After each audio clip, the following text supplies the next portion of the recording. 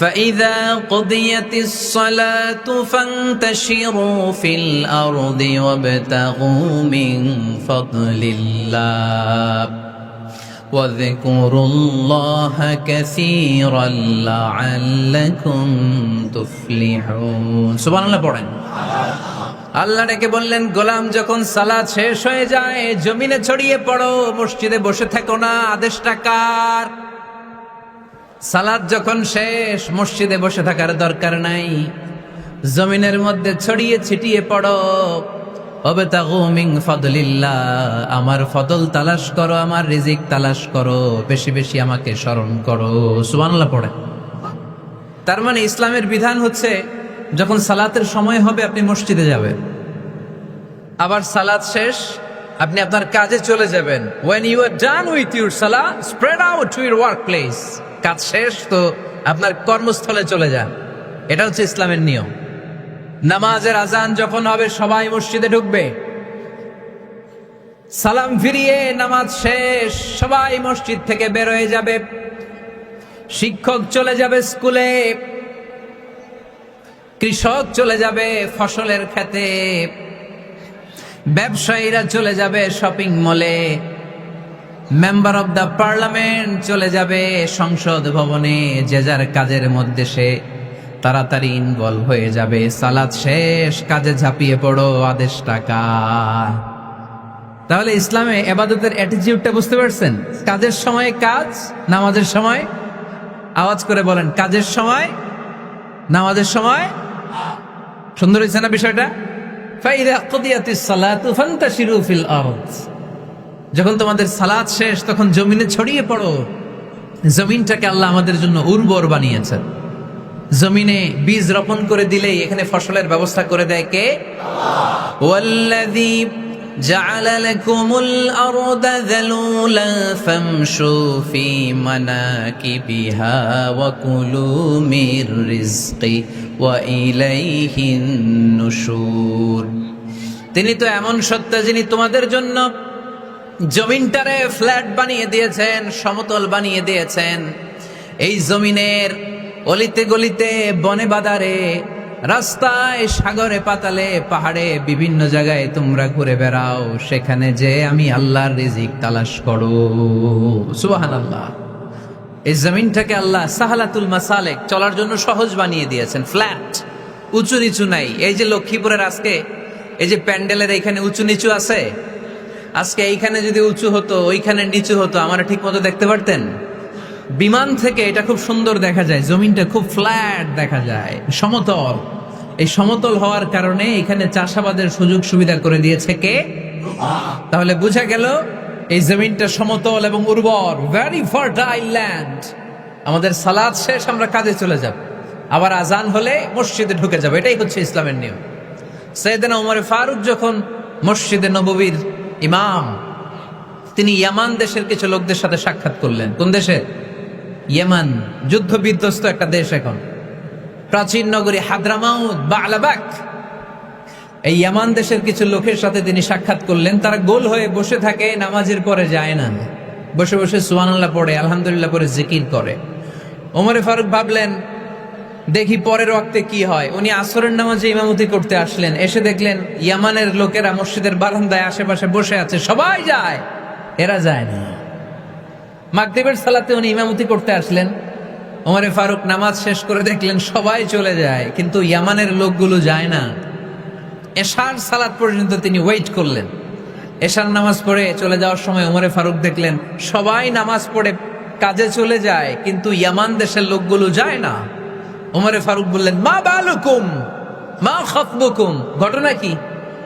কি হয়েছে তোমাদের? সবাই নামাজ পড়ে চলে যায়, কাজে যায়, তোমরা যাও না কেন? এখানে কি করো?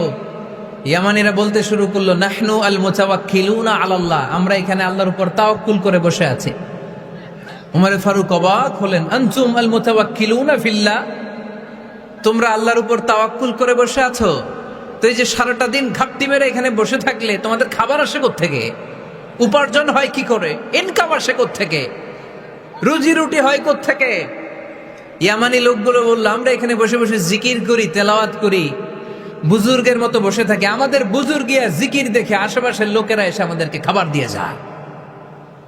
উমরে ফারুক বললেন, সর্বনাশ, তাইলে তো তোমরা আল মুতাওয়াক্কিলুনা ফিল্লাহ নও, তোমরা হচ্ছে আল মুতাওয়াক্কিলুনা আলা বা'দিকুম বা'দা, একে অপরের উপর নির্ভরশীল। যারা প্লেটে করে খাবার নিয়ে আসে তোমরা তাদের উপর তাওয়াক্কুল করছো, কারণ তারা যদি প্লেট ভরে খাবার নিয়ে আসে তোমাদের পেটে কোনো দানা পানি পড়বে না। তোমরা আল্লাহর উপর মুতাওয়াক্কিলুনা আলাল্লাহ নও, তোমাদের সাধ্যের সবটুকু করার পরে তারপরে তোমরা তাওয়াক্কুল করবে। কি সুন্দর ইসলাম। এক সাহাবী বললেন, ইয়া রাসূলুল্লাহ, আমি ওটে চড়ে এসেছি, তো আপনি তো আমাদেরকে তাওয়াক্কুলের ওয়াজ করেছেন, আমি ওটের রশিটা গাছের মধ্যে না বেঁধে যদি শুয়ে থাকে আল্লাহর উপর তাওয়াক্কুল করি, ওটটা থাকবে না? বিশ্বনবী বললেন, না, তোমার ওট থাকবে না, আগে রশি দিয়ে ওটটা বাঁধো, ইআকিলহা সুম্মা তাওয়াক্কাল আলাল্লাহ, আগে টাইট করে রশি দিয়ে গাছের সাথে ওটের রশিটা বাঁধো, এরপর আল্লাহর উপর তাওয়াক্কুল করো। এইটার নাম তাওয়াক্কুল। চিল্লায় বলেন ঠিক কি না? আপনার পার্টটা আপনার করতে হবে, আপনার যে রোল, এই রোলটা প্লে করতে হবে। আপনার সর্বোচ্চটুকু করার পরে আমরা তাওয়াক্কুল করি একজনের উপর। চিল্লায় বলেন তিনি কে? ওমর ফারুক বললেন, তোমরা মুতাওয়াক্কিলুনা আলাল্লাহ নাও, তোমরা বের হয়ে যাও, খবরদার এরপরে কোনোদিন তোমাদেরকে যেন এই মসজিদের মধ্যে ঘাপটি মেরে গোল হয়ে বসে থাকতে না দেখা যায়। কারণ ফাইদা কুদিয়াতিস সালাতু ফান্তাশিরু ফিল আরদ ওয়াবতাগু মিন ফাদলিল্লাহ। ইসলামের বিধান হচ্ছে যখন নামাজ শেষ মসজিদে বসে থাকা যাবে। চিল্লায় বলেন বসে থাকা যাবে? যাবে না। সর্বোচ্চটুকু করে তারপরে আপনাকে বের হয়ে যেতে হবে। প্রতিদিন সকালবেলা পাখির বাসা থেকে দেখবেন পাখিগুলো খালি পেটে বের হয়ে যায়। আপনাদের এই এলাকায় পাখির বাসা আছে?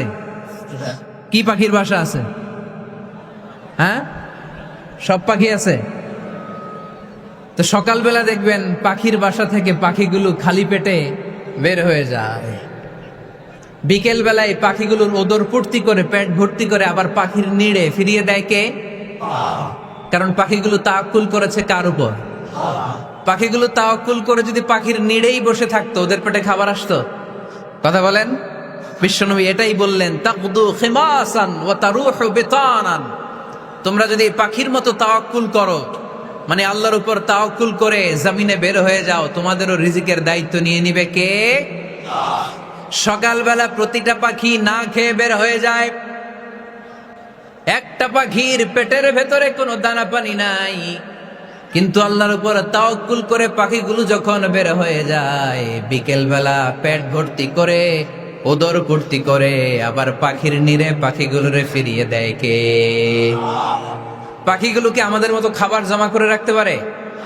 আমরা তো 7 দিনের বাজার একবারে করে ফ্রিজে রাখি। পাখিদের ফ্রিজ আছে না? আছে। আমাদের অতিরিক্ত টাকা হলে আমরা ব্যাংকে ব্যালেন্স করে রাখতে পারি, অ্যাকাউন্ট করে রাখতে পারি। পাখিরাও তো অ্যাকাউন্ট করে রাখে না? না, প্রতিদিন না খেয়ে বের হয়। কালকে ওই পাখিটা কি খাবে, কোন জায়গা থেকে তার রিজিকের ব্যবস্থা হবে আল্লাহ ছাড়া কেউ জানে। এটার নাম তাওয়াক্কুল। এটার নাম কি?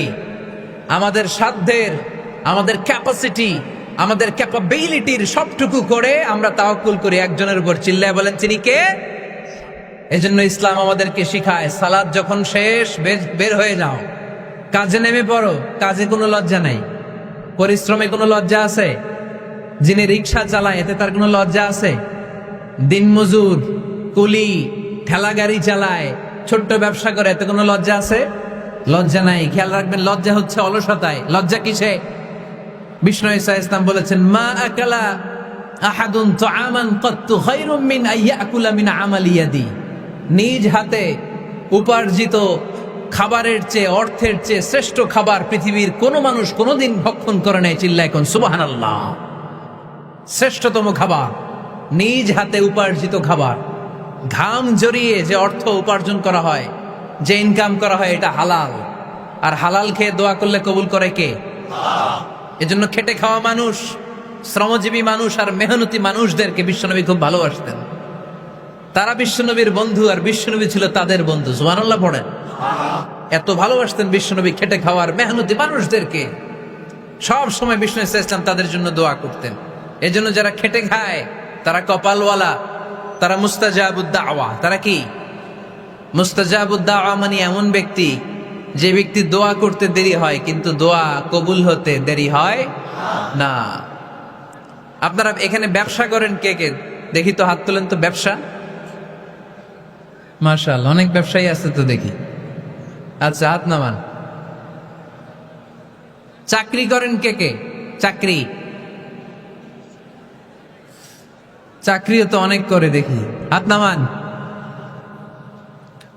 প্রবাসী, ছুটিতে দেশে আসছেন। হুজুর আমি আছি, কই? আপনি দেখতে আসছেন? মাশাআল্লাহ। কোন দেশে থাকেন? সৌদি আরব। আলহামদুলিল্লাহ। সৌদিতে ভাল লাগে নাকি সৌদি স্বপ্নের দেশ, খাটতে খাটতে জীবন শেষ? ইনশাআল্লাহ। আচ্ছা, ইউনিভার্সিটির স্টুডেন্ট আছো কারা কারা দেখি? মাশাআল্লাহ, হাত নামাও। ক্লাস 5 থেকে ইন্টারমিডিয়েট পর্যন্ত পড়াশোনা করতেছো, অথবা দাখিল আলিম পর্যন্ত, কারা কারা দেখি? মাশাআল্লাহ, হাত নামাও, হাত নামাও। একবারও যারা হাত তোলেন না, এবার তারা হাত তোলেন। আন্নেরা কি করেন? হ্যাঁ, বেকার।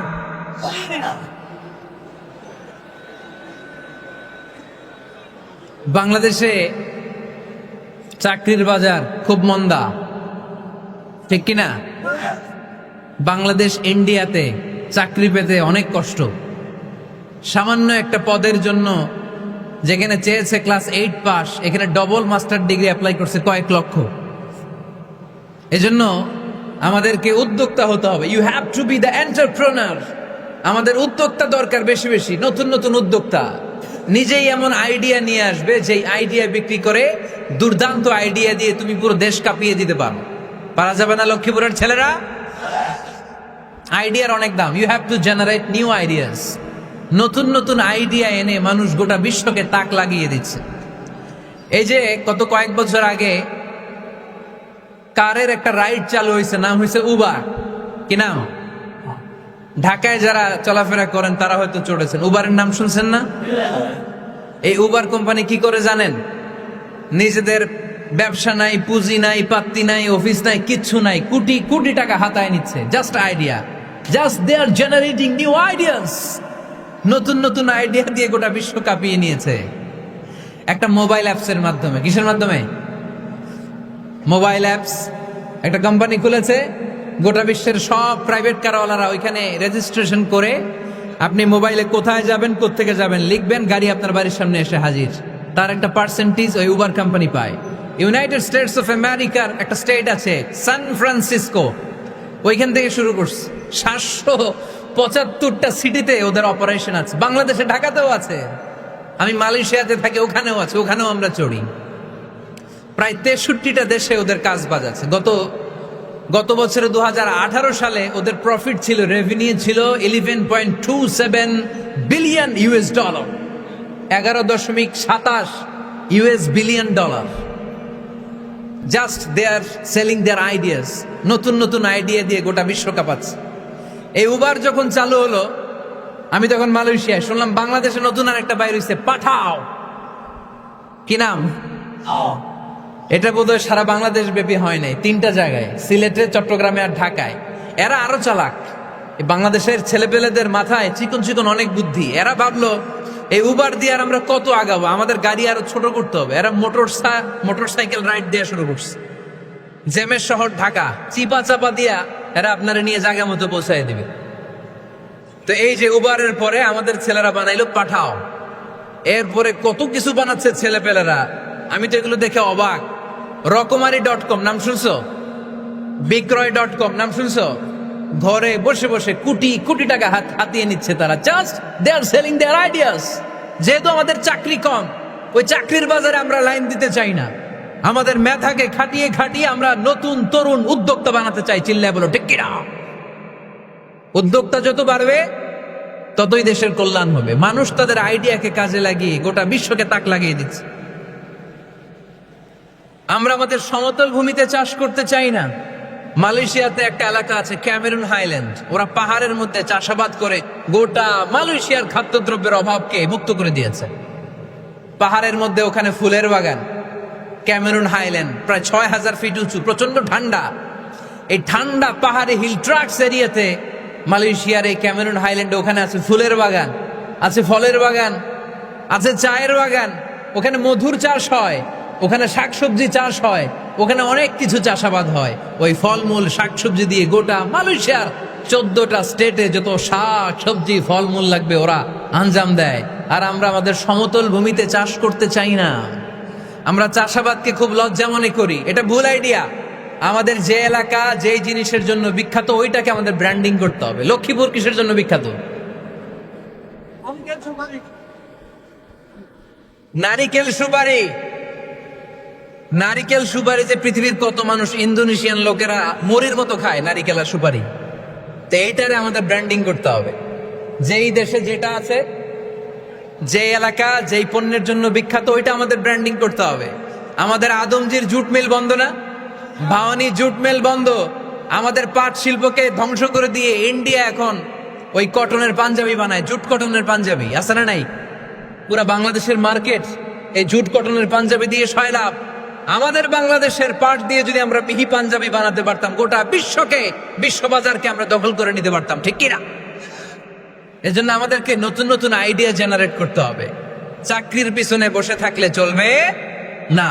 আর আজান যদি হয়ে যায় ছুটে যাব মসজিদে, আর নামাজ শেষ হলে আমরা আমাদের কাজের দিকে চলে যাব। চিল্লায় বলেন ঠিক কিনা? যেটাই করব আমরা ভালোভাবে করব। আল্লাহ বলেছেন লিয়াবলুয়াকুম আইয়ুকুম আহসানু আমালা। লক্ষ্মীপুরের ভাইয়েরা আওয়াজ করে উত্তর দেন, আওয়াজ করে উত্তর দিতে হবে। জান্নাতে যেতে হলে 100তে কত নাম্বার পেতে হবে? হ্যাঁ, হয় নাই 51। কি নাম তোমার? হ্যাঁ, ফরহাদ। জান্নাতে যেতে হলে 100তে আমার দরকার 51। 100তে কত লাগবে? ফাআম্মা মান সাকুলাত মাওয়াজিনুহু ফাহুয়া ফি আইশাতির রাদিয়া। সেদিন মিজানের পাল্লা যার ভারী হয়ে যাবে সে আনন্দ উৎসবে থাকবে। তো মিজানের পাল্লা ভারী হওয়ার জন্য 100তে আমার কত পাওয়া লাগবে? কত পাওয়া লাগবে? 51 পেলেই হয়ে যাবে। এজন্য আল্লাহ বলছেন লিয়াবলুয়াকুম আইয়ুকুম আহসানু আমালা। যেটাই করবে ভালোভাবে করবে। আল্লাহ এটা পরীক্ষা করতে চান যে আমরা ভালোভাবে কে কতটুকু আমল করেছি। যারা আরবি বোঝেন আলেম ওলামা আপনারা জানেন, এখানে আল্লাহ বলেননি লিয়াবলুয়াকুম আইয়ুকুম আকসারু আমালা। আল্লাহ এটা দেখতে চান যে তোমাদের মধ্যে থেকে কে বেশি আমল করে। এটা বলছে আল্লাহ? বলে নাই। আল্লাহ বলেছে লিয়াবলুয়াকুম আইয়ুকুম আহসানু আমালা, যে ভালো করে করে। এজন্য আমরা যাই করি না কেন কি করে করব? আওয়াজ করে বলতে হবে। কেমন করে করব? যে কোনো কাজ করো না ভাই, যে কোনো কাজ করো তা যেন হয় সবার চেয়ে সবচেয়ে সুন্দর। পড়েন, যে কোনো কাজ করো না ভাই, যে কোনো কাজ করো তা যেন হয় সবার চেয়ে সবচেয়ে সুন্দর। পড়েন, যে কোনো কাজ করো না ভাই, যে কোনো কাজ করো তা যেন হয় সবার চেয়ে সবচেয়ে সুন্দর। হোক না সেটা পড়া লেখা, রঙের ভাষায় ছবি আঁকা। পড়েন, হোক না সেটা পড়া লেখা, রঙের ভাষায় ছবি আঁকা। হোক না সেটা সামান্য কাজ কিংবা মহত্তর, তা যেন হয় সবার চেয়ে সবচেয়ে সুন্দর। বিষ্ণু ঈসা ইসলামের কাছে এক সাহাবী এসে বলল, ইয়া রাসূলুল্লাহ আ'তিনি শাইআন, আপনি আমাকে কিছু দান করেন, আমার কিছুই নাই। বিষ্ণু বললেন, তোমার কিছু নাই? সাহাবী বললেন, ইয়া রাসূলুল্লাহ ঘরে আমার শুধু 2টি জিনিস আছে। কয়টা? চিল্লায় বলেন কয়টা? এক হচ্ছে একটা জামা, 2 হচ্ছে পানি খাওয়ার একটা জগ। বিষ্ণু বললেন, এই 2টাই নিয়ে আস।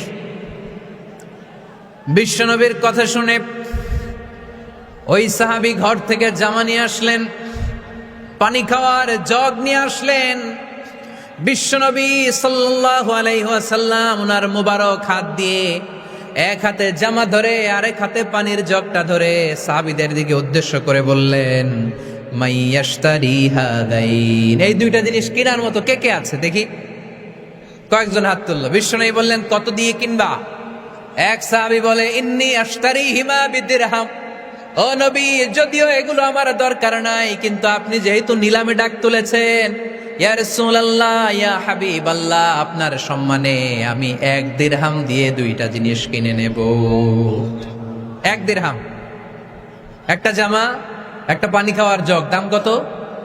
1 দিরহাম। বিশ্বনবী বললেন, না না, 1 দিরহাম তো অনেক কম হয়ে যায়। মাইয়াজিদু আলা যালিক, এর চেয়ে বেশি দামে কে কিনবা? আরেক সাহাবী হাত তুলে বলতে লাগলি, ইয়া রাসূলুল্লাহ, ইয়া হাবিবাল্লাহ, ওয়া ইন্নী আশতারিহিমা বিদিরহামাইন, আমি এই জামাটার পানি খাওয়ার জগটা 1 দিরহাম নয় 2 দিরহামের বিনিময়ে কিনতে চাই। বিষ্ণু ইসা ইসলাম ওই সাহাবাকে দিয়ে দিলেন।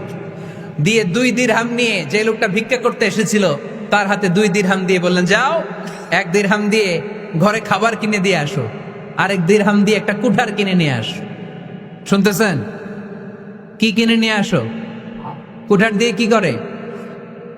গাছ কাটে। ওই সাহাবী কুঠার কিনে নিয়ে আসার পরে বিশ্বনবী নিজ হাতে কুঠারের মধ্যে একটা কাঠের হাতল লাগাই দিলেন। আল্লাহু আকবার! হাতল ছাড়া কুঠার ইউজ করা যাবে?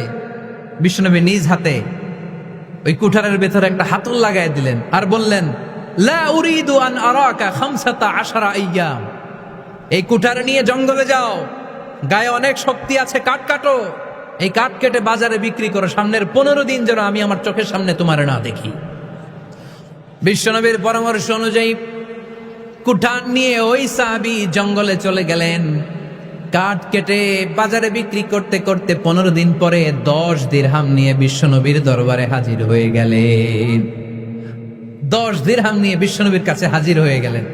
সাহাবী এসে বলল, ইয়া রাসূলুল্লাহ, এখন আর আমার ভিক্ষা করা লাগে না, আমার গায়ে অনেক শক্তি আল্লাহ দিয়েছে, আই এম ভেরি এনার্জেটিক, আপনার দেয়া বরকতের কুঠার দিয়ে আমি কাঠ কেটে কেটে স্বাবলম্বী হতে শুরু করেছি। সুবহানাল্লাহ পড়েন।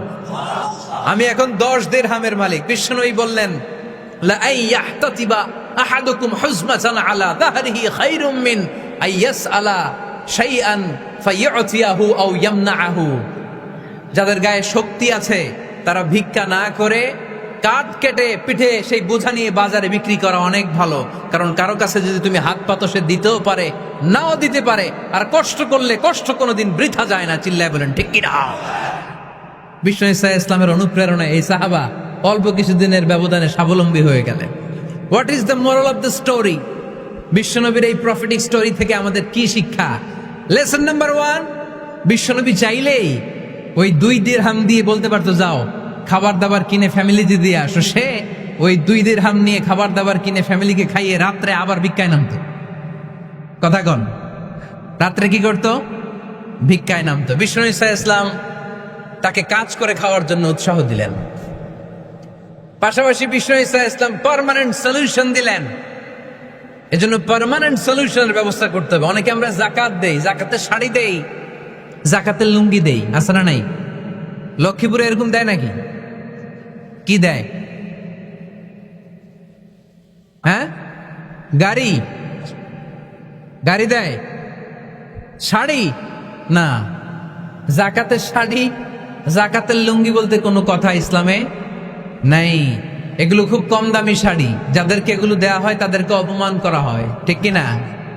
আল্লাহ বলেছেন, ওয়ালাকাদ কাররামনা বানি আদম, I have dignified the status of the sons of Adam, আমি আদমের সব সন্তানদেরকে সম্মানিত করেছি। সুবহানাল্লাহ পড়েন। আপনাদের চেয়ে সম্মানিত কেউ আছে? মানুষের চেয়ে সম্মানিত গোটা বিশ্বে আর কোনো মাখলুকাত আছে? নাই। এজন্য জাকাতের শাড়ি দেয়া যাবে না, জাকাতের লুঙ্গি দেয়া যাবে না। জাকাতের শাড়ি আপনারা দেখছেন, এটারে একবার ধোয়ার পরে দ্বিতীয়বার পরা যায় না। মশারি কি পাতলা, এর চেয়েও পাতলা। এই জন্য জাকাতের শাড়ি, জাকাতের লুঙ্গি বলতে ইসলামে কোনো পরিভাষা নাই। আপনাকে স্বাবলম্বী করে দেওয়ার চেষ্টা করতে হবে। যারা লক্ষ্মীপুর জেলায় বিজনেস ম্যাগনেট আছেন, তারা একসাথে হয়ে একটা স্ট্রং জাকাত ম্যানেজমেন্ট প্ল্যাটফর্ম করতে পারেন, যেখান থেকে আপনারা বিভিন্ন থানায়, বিভিন্ন গ্রামে বাছাই করে করে কিছু ভাইদেরকে জাকাত দিতে পারেন স্বাবলম্বী করার উদ্দেশ্যে। যেই ফ্যামিলিকে আছে, কি নাম এটা? পল্লী উন্নয়ন ক্লাব। মাশাআল্লাহ, জাকাত ফান্ড দিয়ে বিদেশে লোক পাঠায়। এর চেয়ে সুন্দর পদ্ধতিতে জাকাত বিতরণ আর হতে পারে? যেই লোকটাকে, যেই ছেলেটাকে বিদেশে পাঠানো হয়েছে, ওই ফ্যামিলিটা আর কোনোদিন জাকাতের শাড়ি নেওয়ার জন্য লাইনে দাঁড়াবে? যেই ছেলেটাকে ওনারা অস্ট্রেলিয়ান গাভী কিনে দিছে, দুধ বিক্রি করে যেই ফ্যামিলিটা স্বাবলম্বী হতে শুরু করেছে, তারা আর কোনোদিন জাকাতের লাইনে যেয়ে দাঁড়াবে না। এজন্য জাকাত দিতে হবে স্বাবলম্বী করার জন্য। ইসলাম আমাদেরকে এটাই শিখিয়েছে, কাজ করে খেতে হবে। কাজে লজ্জা নেই, লজ্জা হচ্ছে অলসতায়। লজ্জা কিসে? আজকের আলোচনা থেকে এটা মুখস্থ করে নিতে হবে। কাজে লজ্জা নেই, লক্ষ্মীপুরের ইয়াংস্টারেরা শ্রমে লজ্জা নেই, পরিশ্রমে লজ্জা নেই, লজ্জা অলসতায়। লজ্জা কিসে? আরো জোরে। নবীরা কি এমনি এমনি বসে বসে খাইছে? কঠিন পরিস্থিতিতেও নবীরা পরিশ্রম করে উপার্জন করা লেগেছে, ঠিক কিনা? সাইয়েদানা মারিয়াম আলাইহিস সালাম, যার নামে আল্লাহ তাআলা কোরআনে একটা সূরা দিলেন, উনি পৃথিবীতে এমন একজন মহিয়সী নারী, যেই নারীর গর্ভে, যেই নারীর পেটের ভেতরে স্বামীর স্পর্শ ছাড়া সন্তান দিয়েছে কে? সাইয়েদনা ঈসা আলাইহিস সালাম পেটে আসলেন, মারিয়াম আলাইহিস সালাম লজ্জা পেলেন। হায় হায়, কেমন করে এলাকাবাসীদের কাছে আমি আমার মুখ দেখাবো? বিয়ে করি নাই, স্বামী নাই, বিয়ে হয় নাই, স্বামী নাই, কিন্তু পেটে সন্তান চলে এসেছে। হায় হায়, এলাকায় কেমনে মুখ দেখাবো? লজ্জায় পড়ে মারিয়াম আলাইহিস সালাম এলাকা থেকে চলে গেলেন। কি অবাক করা কাণ্ড! বাচ্চা ভূমিষ্ঠ হওয়ার জন্য, বড় হওয়ার জন্য 6 মাস 7 মাস লাগে নাই, পেটে বাচ্চা আসার সাথে সাথে বাচ্চাটারে বড় করে দিয়েছে কে? সাইয়েদাতুল